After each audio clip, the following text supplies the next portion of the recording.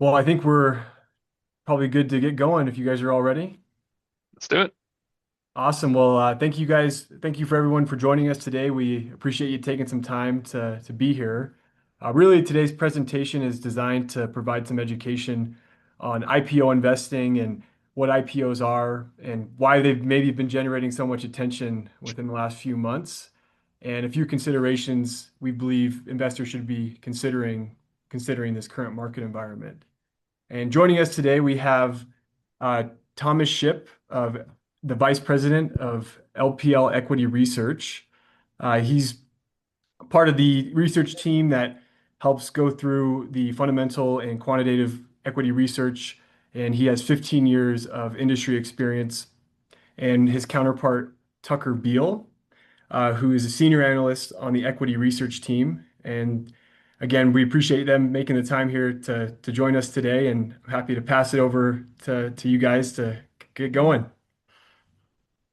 Hey, thanks, Josh, and happy to be here. So, just you know, wanted to go through just a little bit of what we're going to cover today, and we'll do a bit of education. We'll do a bit of some of the risks and returns, and then just kind of how to think about IPOs in general, and why it's such a hot topic this year. But kind of starting from the initial framework here of what is an IPO. So basically, anytime a company first sells shares to the public, and a a private company bringing those shares to the public and lists shares on an exchange and sells them to individual investors such as everyone on this call. And from that perspective, we've seen a bit fewer IPOs in the call it past 10 years. And a big driver of that has been companies are just staying private longer. And, a few reasons for that. One, the, monetary and fiscal outlooks and interest rates being low, folks have been, funding private equity investments and a reach for yield. So there's been plenty of capital and dry powder for these private companies to leverage to grow their businesses. So companies generally go public, like I mentioned, to raise capital. That capital is generally cheaper in public markets than you're going to get from private investors. Also, there's a certain gravitas with being a public company. You're looked at as a leader in your industry, a pillar of the economy, what have you. So that increased visibility is another big reason you typically see companies going public. And some of the frequent sectors you see, you know, doing frequent IPOs, you see a lot of biotech, right? These are a lot of times very binary type outcome companies where they've got an idea for a drug, they're developing that drug, they want that drug to be, A, useful and effective, and B, approved. And while they're going through that research and work, they need capital, right? So they've got kind of zero revenue until it's approved, and then boom. So you see a lot of biotech and a lot more binary investments. Not going to harp on biotech too much today. The other one that's outside of kind of where we're looking at in 2026, a lot of consumer brands. You'll see there's generally already a familiarity with a lot of consumer brands, and so going public is a natural next step, as they don't have to do as much maybe work on educating what the company is, right? And then finally, you see a lot in tech, whether it's fintech, whether it's software as a service, is a big space for a long time. And now, for the past 4 years, it's been kind of all about AI. And you've seen a good number of AI companies that are supporting the infrastructure and build out go public, in the past year or so. But the real big names that are currently private, that folks likely know and are familiar with and use their products, many of those are expected to go public this year. So that's been a big driver, and just not only that, but they're expected to go public and raise capital valuations that would make this year potentially the biggest on record. The 2021 IPO year is the current biggest on record, and it included a lot of SPACs, which you may have heard about, but those these are kind of shell type companies, and we won't get into it other than to say that if you exclude those SPACs, this year could end up being the ultimately the biggest IPO year on record. So with that, I kind of broke into Tucker's bit a little bit more, but we'll talk about why IPOs are such a hot topic this year in 2026. Yeah, for sure. Thanks for that, Tom. Yeah, I think it's important to key up why we're talking about this now. There's been a ton of demand from investors and advisors that come into us. We've written quite a bit on the topic with more to come, which we can talk about in a bit. But just a few key points as to why 2026 is a particularly hot year for IPOs. As Tom alluded to, private equity keeping, being the place to be for a lot of these companies for longer has led to larger IPOs than we've seen historically, and that just naturally attracts more headlines. In conjunction with that, the AI enthusiasm, the general risk appetite, markets being is all times high as they are, is really creating the right macro environment, and conditions look supportive for these companies to IPO. So they're launching into strength. There's also been some structural changes with the index providers and how the rules that they've got for new names coming into those indexes. Um, Traditionally, it took a little longer than it does now to get into these indexes. And the reason that that matters is whenever a new company is added to an index like the S&P 500 or the Russell 1000, that creates a lot of forced buyers, as there are many products that look to replicate those indexes and need to have allocations that are, in appropriate weights to minimize the tracking error relative to their benchmarks. It also creates incentive for active managers to buy those names, as they have to control their bets relative to whatever benchmark they're judged against. To call out a couple of the changes by name, Russell and NASDAQ have both recently adjusted their index requirements to shorten that seasoning period and soften some of the float requirements that were traditionally in place that made it harder for these names to get into their respective indexes. And S&P is also reviewing similar changes to their index inclusion policies. And then, as Tom alluded to, we've got some really big IPOs coming in the hoppers. Looks like the next is going to be SpaceX, with hot to follow with OpenAI, which is already filed confidentially, and Anthropic, which just had another bid, as we were talking about just before coming on this call. So, with a pretty impressive valuation. So, with that, I'll kick it over to Tom to cover off on some of the research that we've done on how IPO investing has gone historically. But just to put something on that those index rules, I know it can get a little wonky. I just want to reiterate for all the clients on the call and watching the webinar that what this can effectively mean is that as these big companies are going to be in, the S&P and the NASDAQ and the Russell Growth and all these indexes that folks are generally aware of, and a lot of folks are invested in via, passive ETFs. So there's definitely some interesting changes that have come down the pike around, when these companies will get in, and ultimately the reason they're doing these changes, right, is at least what they're publicly saying is, hey, well, these are big important companies, big piece of the economy. We want to make sure that if we're offering a product that's supposed to represent the market, that those are getting in there.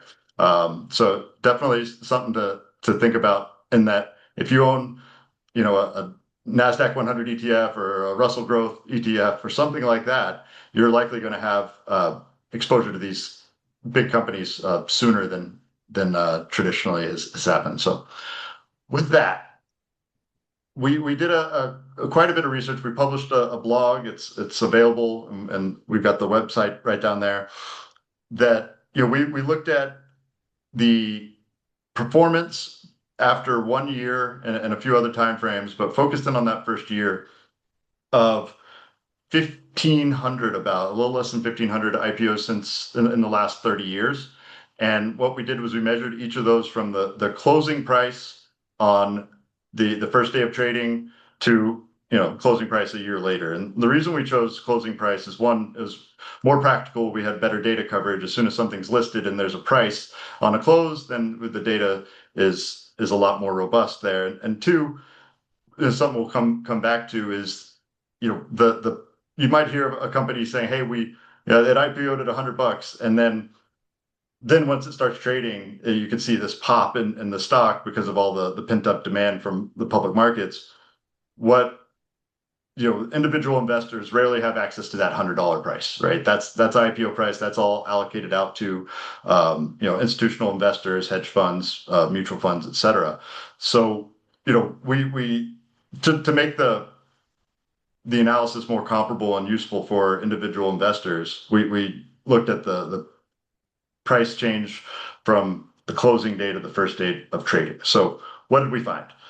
Well, when you just take the average of that first year of trading, the average performance was 10.5%, right? So about in line with expected returns from equity markets, maybe even a little higher. And so, okay, cool. Well, looking good so far. What that number kind of skews is you've got a small number of big winners that make the category look a lot better than maybe the usual suspects, right? So, how we would say that is that the distribution of returns is skewed negatively, meaning there's more there were more returns less than 10% than there were greater than 10%. And so if you look at the median, which is just the middle number in the distribution from smallest to largest, that median 1 year return was negative 4.7%. And finally, when we think about that in the same kind of vein, and you just kind of use 0% as your marker, only 46% of IPOs finished after a year in positive territory. So that's a bit of just framing to understand that, hey, while the average performance is good, the the expected outcome, right, and the number we've given all the IPOs we studied is not as strong as that looks. Another stat that we don't have up here, but we also looked at for every single one of those 1,500 IPOs, we analyzed what the S&P did over that same exact time period. And what was interesting is on the median performance, right, was underperform on average. You underperform the S&P. So I think it's just good to think about that in perspective of the IPOs and how that first year can go, is that you're typically not seeing performance outperform the market. So the other thing that you want to think about is volatility, right? We've got did some numbers on the maximum drawdown, which is just basically taking at the highest point that the stock goes to the lowest point that it may go in any given time frame. And the average max drawdown was 49%, and the median was 48%. So the drawdowns were actually pretty evenly distributed. And just going to show that, that's a pretty hefty drawdown. Most folks are familiar with the average drawdown in any given calendar year of the S&P is generally 10 to 15%. So, a lot wider distributions of not only returns, but also of drawdowns. The standard deviation, which just is basically measuring how wide the range of outcomes may be, is a very high 107%, right? Whereas the standard deviation or volatility of the market in any given year is about 15 to 20%. So you're looking at, anywhere from 5 to 6 times more volatile price experience in that first year. So you're just going to always remember that these IPOs are often extremely volatile. Folks typically have a hard time holding on through very long drawdowns. And, there's something to be said about letting the market kind of shake out with a lot of these names in their first year of trading.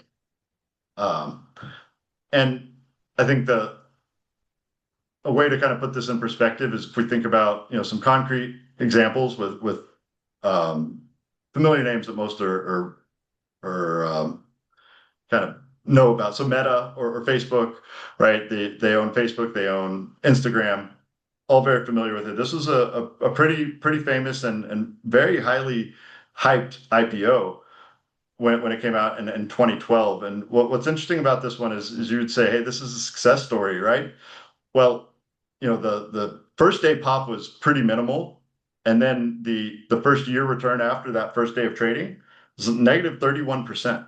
So, even your success stories can have a hard time kind of getting the market familiar with the story, understanding how the fundamentals work, what the path to profitability is, all these things that took time. So even with a success story like Meta, right, which has gone on to see, not even sure how many the times it's multiplied its price from that IPO. If you'd waited a year, you'd gotten it on sale for 31% off, and then look to compound from there. So I think that's a good example of a good outcome long term, but not necessarily a great outcome in that first year of trading. The next example, and I'll let Tucker dive into this one. He's familiar with this one. It's a little newer. Was maybe not such a success story. Yeah, yeah, good reminder. Amazon's another one to put up there with strong end result, but a lot of pain you have to endure to get there. But on the other side of things with Rivian, again, yeah, a more recent case and a good example of the danger of paying for perfect expected execution on day one. Rivian IPO'd right into the tippy top of the 2022 rally and was a really good success story. So it's a good reminder on just because the company is exciting and has a good narrative behind it doesn't always make it a great investment. They had a clear Amazon tie-in. The electrification of vehicles was a hot topic at the time and had a first day pop, but this was not enough to overcome some macro factors like rising interest rates, some inflation, and just a period of time in markets where markets struggled. And then since then, despite having strong projections here looking forward for growing unit sales, things like that, like it just has not been able to come out of the penalty box, despite a good story underneath the hood. No pun intended.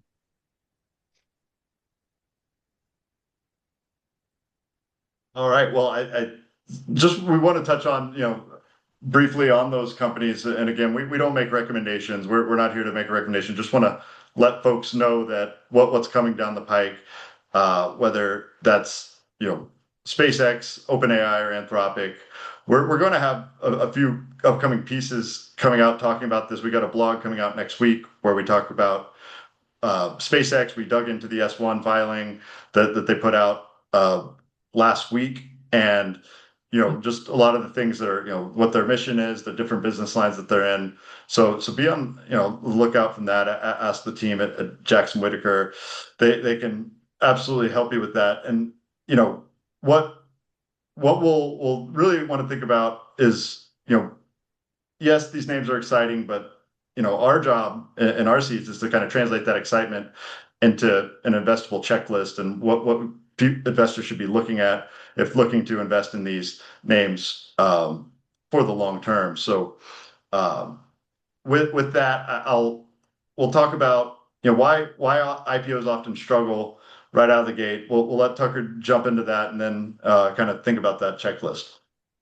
For sure. Yeah. So there's some structural reasons why IPOs can make for tricky investments for anyone, frankly, and then particularly for retail traders. So those of us that are not trading for a hedge fund or a mutual fund. So the vast majority of us. So one of the things that can cause headwinds is just the hype and the fear of missing out that leads to this story becoming priced in a pretty rapid order, meaning that that initial pop after an IPO can really drive, along with the IPO price, on top of the IPO price, can drive high valuations. Those high valuations just add to a higher hurdle for expectations going forward for the company or for the stock to do well.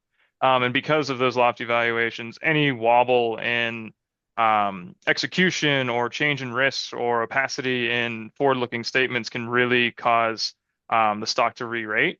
And just to look at SpaceX as like a current example of this with their XAI offering, and then Anthropic and OpenAI with their more primary businesses being the LLMs. Current valuations for these names are embedding expectations of continued trend in demand for these large language models and increasing adoption. And they also are baking into their valuations an assumption that these become durable infrastructure companies going forward. So there's a lot priced into, a lot of expectations and far in the future priced into current prices. I also want to be clear that there are some incentive structures that are kind of pitted against us at the gate. So management wants as high valuation as possible. Those are the CEOs and executives at a given company. There's a few reasons behind this. One, investor liquidity early investors get better liquidity if there's a better IPO. Managers themselves have better liquidity whenever the company is IPOing and the valuations are as high as possible. And just they want to get as much capital as possible in the form of dollars into the company for as little ownership stake given up. So the investment banks that are helping them to bring these IPOs to market are also want plenty of demand so they can offload their own obligations. They're in the profit of bringing to market, not holding through market. And they want to make a potential profit. So there's plenty of incentive to keep the hype train going into an IPO. So there are liquidity requirements and lockups for those inside investors, but as those lockups expire, there is potential for additional selling pressure after the IPO from earlier investors looking for their payday, like right, looking for their liquidity event. And just to drill in on SpaceX again in this example, as it's timely, it's coming right up. Some of the work that we've done and the research we've been seeing suggests that the largest holders of SpaceX currently are actually their initial investment was at levels 80 to 90% below the current valuation expectations of what we expect to see whenever, as far as valuations go, whenever when that comes to market. And then, as we've already alluded to, traditionally there were some headwinds from seasoning period for index inclusions, but that's less now as rules are changing. And then I really want to hone in on this for retail investors. I know we've kind of talked about this a couple times, but it's worth mentioning because you don't get access to that offer pricing, you're buying in after the pop, and buying in after the pop, if there is one, just exacerbates all of those valuation issues that we've already talked about by getting you a higher entry point, which further raises the bar on what that company has to achieve to make good on your investment.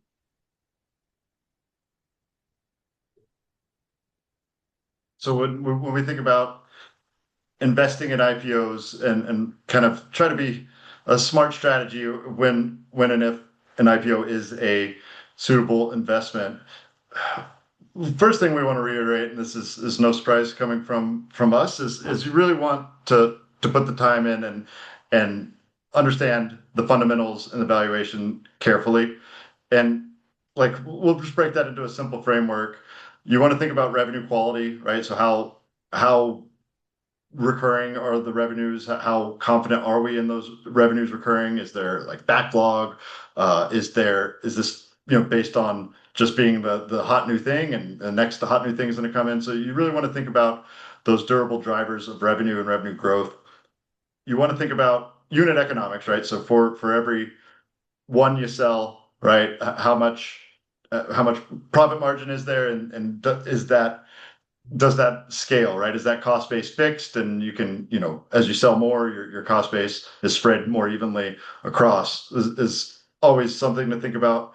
You want to understand the path to profitability and positive free cash generation, right? And that's just, ultimately as investors, when we're buying shares in a company, we are, buying a stake in the future cash flows of that company discounted back to today. So if there's no pathway to generating that cash, then the investment is not worth anything, right? So and then obviously you want to think about the competitive structure of the space, right? We've got just with the big three companies that are looking to IPO this year, they're all competitors, right? They all have consumer and enterprise LLM and chatbot AI features and products. They're all competing against one another. And not only that, there's also existing players in the space. You've got Google, you've got Meta, got Microsoft starting to do some of their own things as well. Apple's kind of been the sleeping giant, hasn't really come out with anything too strong just yet. So all those are the things in the kind of checklist of researching the fundamentals we want to reiterate to folks. I can't say this one enough. Consider waiting. We let price discovery happen. Let the market digest what's going on. Let all the supply issues with the lockups freeing up, the index concerns, all that. There's a lot to be said with waiting. There's a lot of research done beyond what we've done We stand on the backs of giants who have done a lot of work on IPO price performance in that first year. It is not always the best story, as our research kind of confirmed. And you really want to just avoid investing on emotion Mhm. and come back to your discipline process of a checklist, right? We've got the team at Jackson and Whitaker, and they've got us right at LPL Research, so there's plenty to kind of think about and plenty of resources for folks out there to help really try to take as much emotion out of this, right? Just because it's popular doesn't mean it's going to be a great investment. And frankly, if everybody's looking at it and everybody wants it, then you're less and less likely to have a great outcome, right? You kind of want to generally our framework is we like to look for things that no one else is looking at. So even if you love the theme, like discipline matters, portfolio construction matters, which is a great segue to diversification. Yeah, that's great. If we can, yep, perfect. Thanks for the slide change there. And I didn't live through it, but the 2000s like proxies are interesting, and I think it's an interesting parallel to today. I know that gets thrown around a lot, but there are some key differences. One being that, you look back at these dot-com bubble or these dot-com companies, today these are profitable companies that are making money on each individual sale, and then that really wasn't in question so much back during the 2000 late 90s, early 2000. What was unsure was the end demand, right? And then now with this AI theme, we are seeing the opposite be true, right? We're absolutely sure, at least in the medium term, that there is plenty of demand for these AI offerings. What we're a little more unsure about is how we're going to make these, unit sales or per user seats profitable for the companies like OpenAI, and others. So you can't lose money in every sale, make up in volume. But how do we think about IPOs practically with respect to building portfolios, kind of just bringing all this together? As we've already mentioned, the majority of IPOs had negative first years if you bought right at the close on that first day, and only I've got the number there, 6.7 percent of IPOs had smaller drawdowns than the S&P 500. Shouldn't be overwhelmingly surprising given that we're talking about one name versus a basket of names, but there is just again a reminder of quite a bit of volatility. And we want to kind of frame this all up properly. And I know we've been talking about a lot of the risk here today, but we are cognizant of the fact that there are going to, historically, there have been plenty of home runs hit by IPOs, right? Like that you have one, and that's why on some of those times, that's why those averages are skewed, the averages look so much better than the mean. But with so many companies coming to market, we would really just advise a disciplined approach to position sizing. If you are really excited about these companies and the broader AI theme, maybe lean towards a basket or a small basket of all of them. There's a few potential outcomes, one of which is a winner take all potential outcome for AI, and having a basket approach allows you to have diversified access to across all those potential players, so that there's a chance that should one winner come out on top, that one winner is enough to offset any losers whenever they take share. There's also the potential that the as these LLMs continue to get better and better, we hit a point of diminishing returns where a 3x investment in CapEx leads to smaller and smaller improvements in how well these LLMs perform relative to peers. So we could get to a point where the second best option is perfectly viable for your use case, which then leads to a race to the bottom. So we want to make sure that we have a diversified approach so that we're kind of covering all the bases, both with pure compute and with companies like SpaceX, which have a bit of a wider scope there. But I think all of that aside, the most maybe important thing to remember is that investing is inherently behavioral, and that aspect is very important to keep in check whenever we're making investment decisions. So diversification also just helps your portfolio volatility. Everyone is excited now, but investors are famously bad at holding through strong downturns. We'd all like to believe that we'd be the one investor that would have held straight through that Amazon, nearly wipeout and then come back the other side.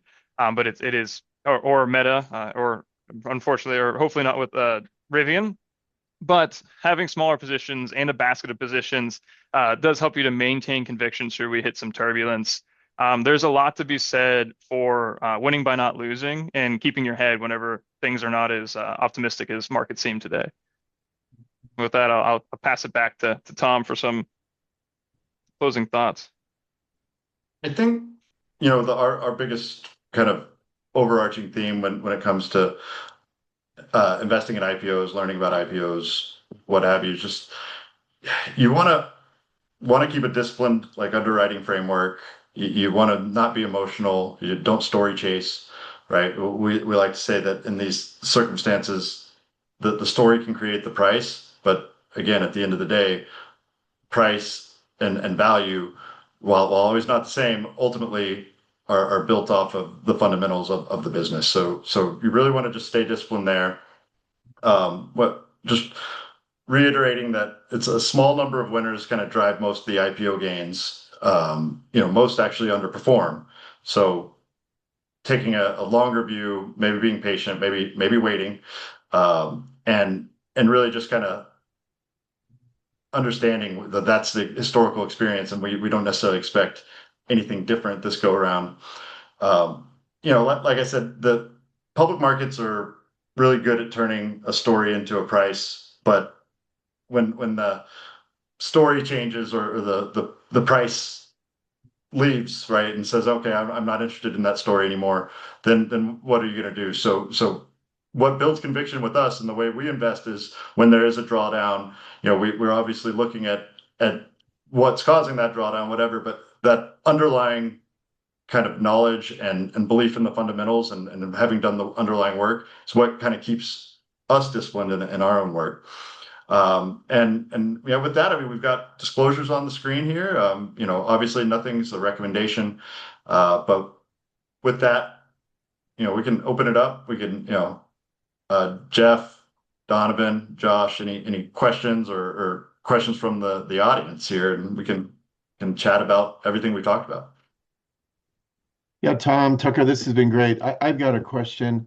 What do you think when you have a very healthy IPO market, and there's a lot of companies coming out with IPOs, what do you think that suggests for the overall strength of the overall stock market?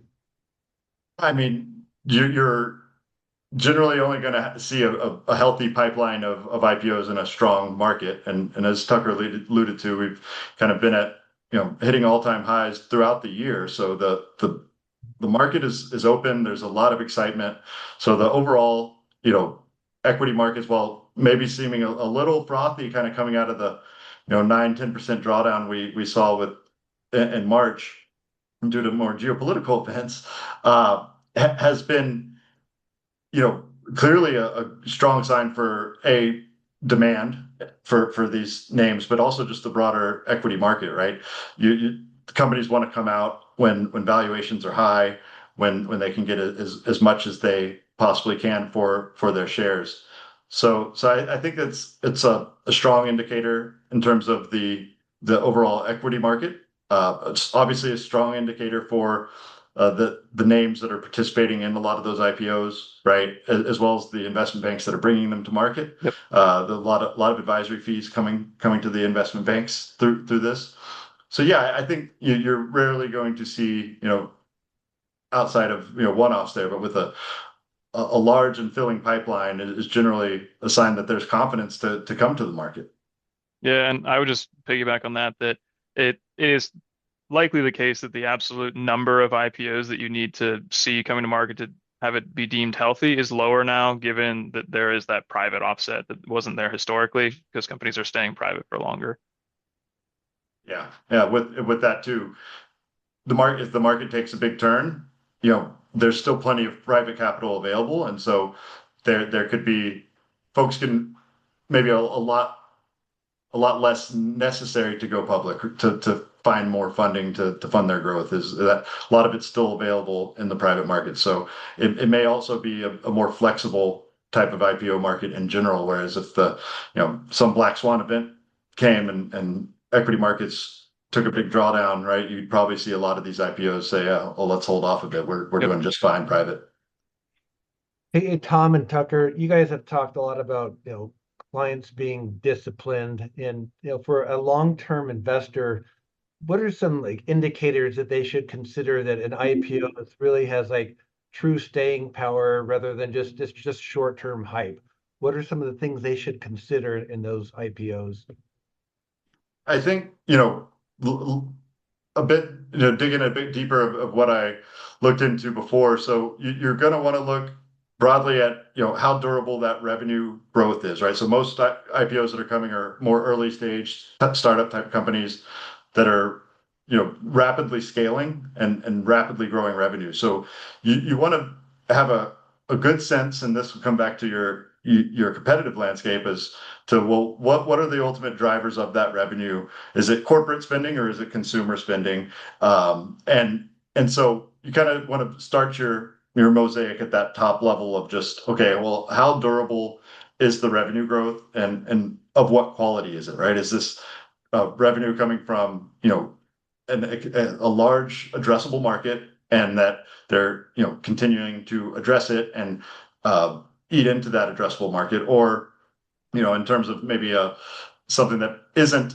a durable revenue sources, you could think about, well, is this a fad, right? So if you think Mhm. about a lot of the stuff we saw within 2021 around, crypto exchanges and all these other types of crypto coins, a lot of these companies were, came to market. And not that crypto has gone away, but it was definitely quite hot then. And so some of the revenue growth and projections embedded into IPO valuations, right, were a lot higher than maybe what we ultimately saw. So I think that durability of revenue growth and the quality of revenue growth, and another thing to kind of think about and look at is, okay, if your addressable market is enterprise spending and consumer spending, are you driving growth into that addressable market, or is a lot of your revenue growth maybe coming from, your suppliers, or is there anything going on with your accruals and how folks are stretching out their payables and such. So those are some of the revenue quality metrics that we like to look at. I think the second piece to that is, okay, you've got your top line and then your bottom line. And so what is that pathway to profitability? And that's when the unit economics, right? So how much you make for every, one you sell, and then how much more you make for every incremental widget you sell. And so you want to, like, look, a lot of the companies that do come out are unprofitable. So I think when, we might say, oh, well, these model companies are unprofitable. So folks will say, yeah, well, so was Amazon and all these other companies. I'm here for the long term. They're going to figure it out. Well, I think, you know, to the point we were making earlier about like online marketplaces and a lot of the .com, companies is, okay, well, it doesn't take too much to really break it down to say, okay, well, how does this become profitable? What assumptions do you have to make for it to become profitable? And so if we're talking about the LLM companies, you're going to have to see the cost of compute, whether that's for training, whether that's for inference, which is just every time you query ChatGPT or Gemini, those that cost structure has to come down quite a lot, because at the moment, the more people who use it, the more costs there are, and it's not enough to offset it. So you have to kind of think about, okay, well, what are the drivers of those unit economics outside of your fixed costs, but those per, in this case, per, query Mhm.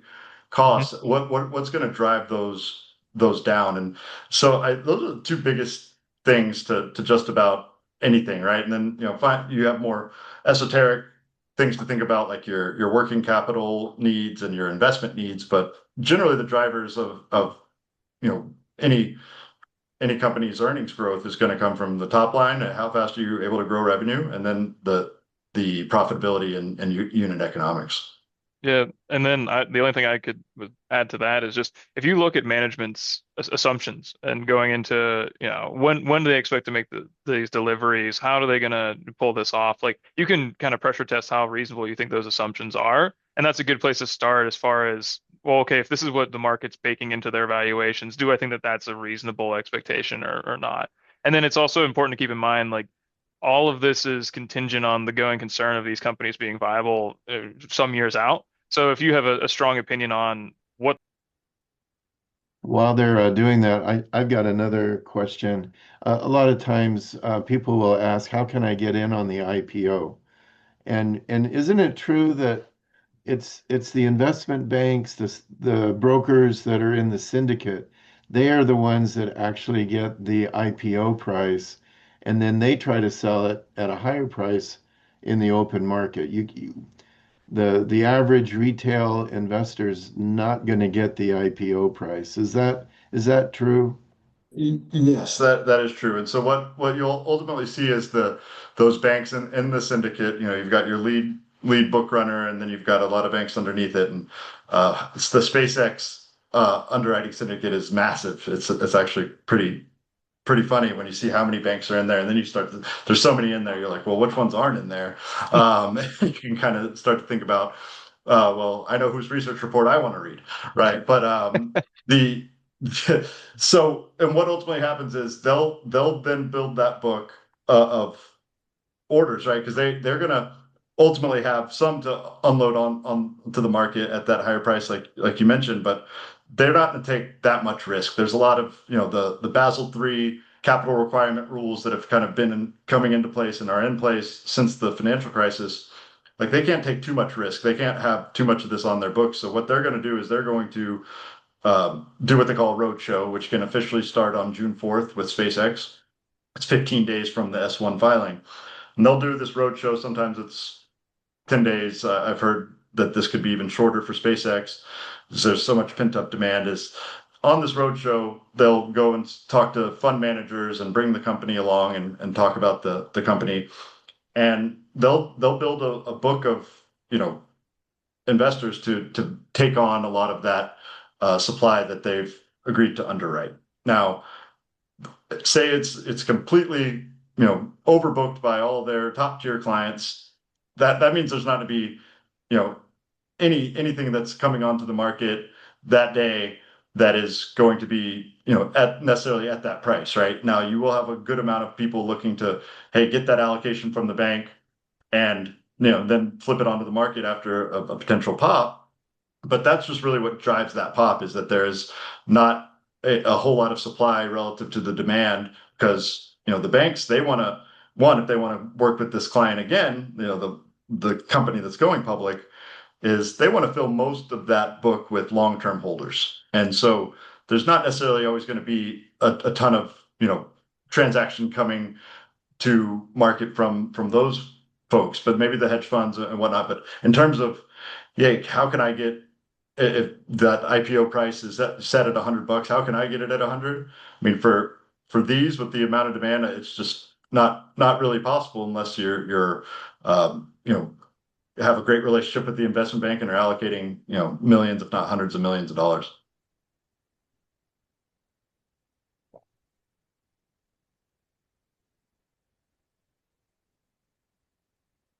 All right. Well, it doesn't look like we have any questions from the attendees here, but I guess a good takeaway would just be, if you guys want to discuss this more, please feel free to reach out to us, and we're happy to discuss if IPO makes sense in your portfolio, and happy to chat in much more detail. But Tucker, Tom, thank you guys again for joining us today.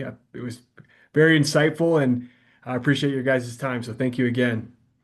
Yeah, no, thanks. We appreciate it, and we're here to help. We're your business partners. So Awesome, everyone. Well, thank you guys again for attending. And like I said, if you guys have any additional questions or want to chat more, feel free to give us a call, and we're happy to discuss it with you. But I hope everyone has a great rest of your day. Thank you again. thanks all. Thank you.